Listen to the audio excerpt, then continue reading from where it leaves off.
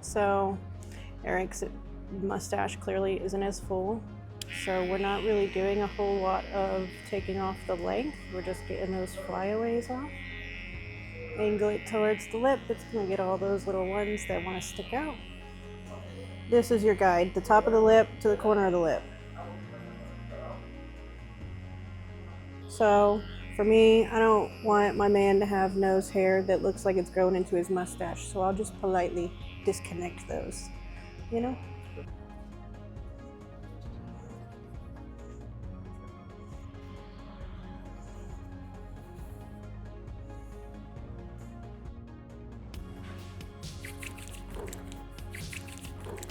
So I wash the face before every shave because you don't know what the person in your chair is doing before they come in here. And I don't want any of the debris or dirt or anything to dull my razor. So I always wash. And they love it. It's like a face massage.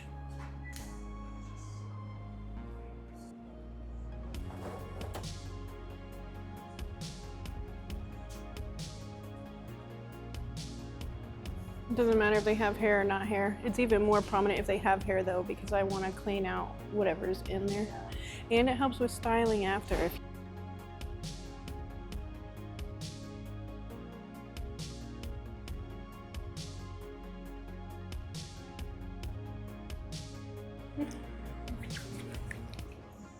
Again, conditioning, even though he does not have hair, he still has his mustache. And he still has skin that needs to be moisturized, so instead of using, I don't know, something that doesn't line up with this one, I just use the same brand, the Gibbs.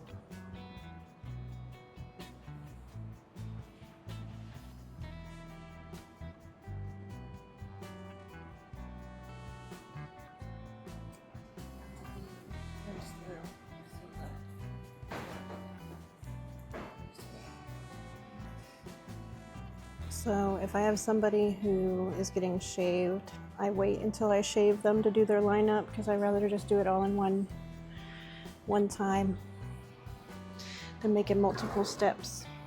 So then I'll start his shave up at the hairline.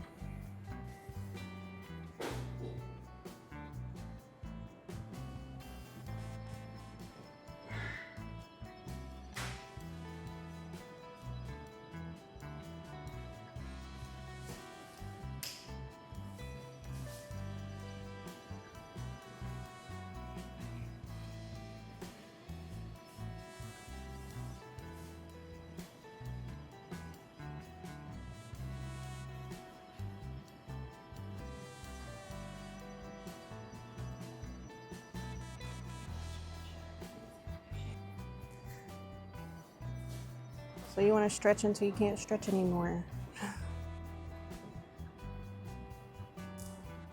It helps that his skin's already so moisturized because the razor just slides right over it. And since his hair is so fine on his face, you don't have to worry too much about going with or against the grain because the hair is not coarse enough to cause any issues. As long as you're going soft enough, right? You don't want to go too hard. That's the main razor burn culprit.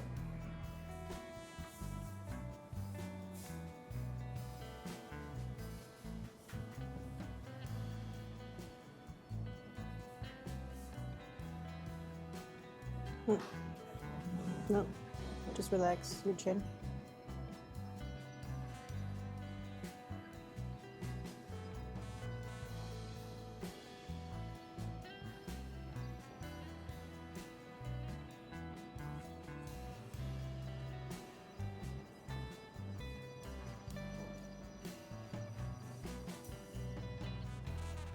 All right, tuck your bottom lip in. That? Yeah, but not so much.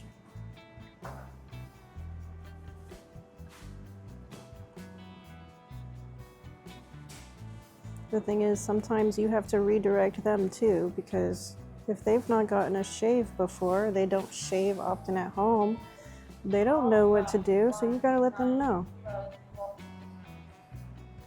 They're like kids when they come into the barbershop sometimes. That's okay, we love them all the same. It is my job to teach you.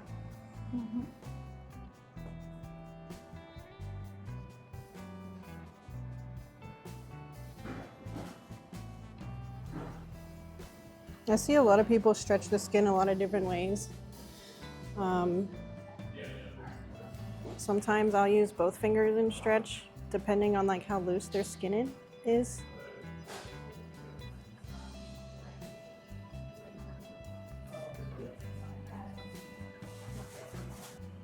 The Adam's apple's here. I'll move it this way. Use my whole hand to move that skin. Never shave on it.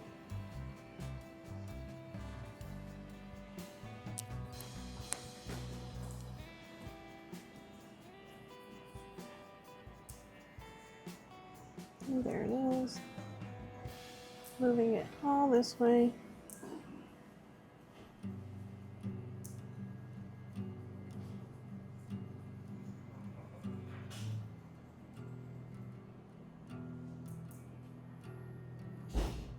Don't swallow.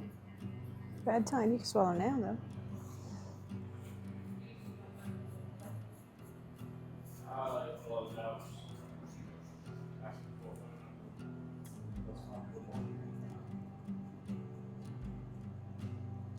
I feel like this area directly under the chin when I first started shaving was a little like, oh my gosh, how do I do that? But seriously, just move it.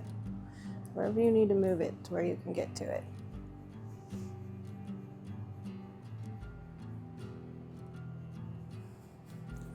Did you rebook?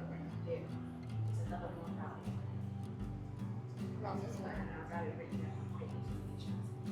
We're washing again, before and after, because there's no harm in keeping things clean,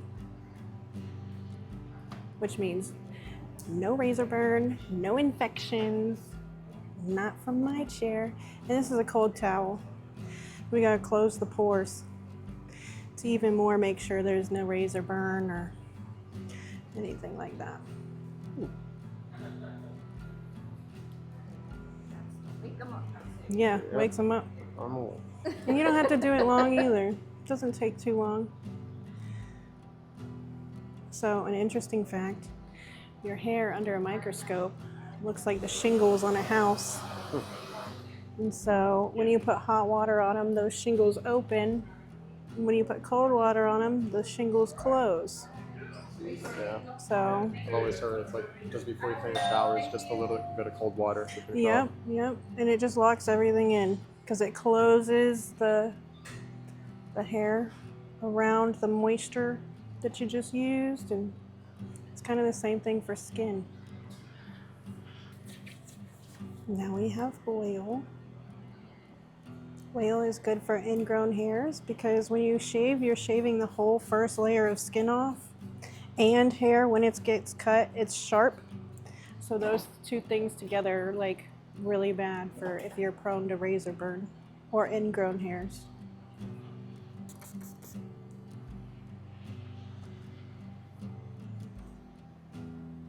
All right, you sit up, the chair will come with you.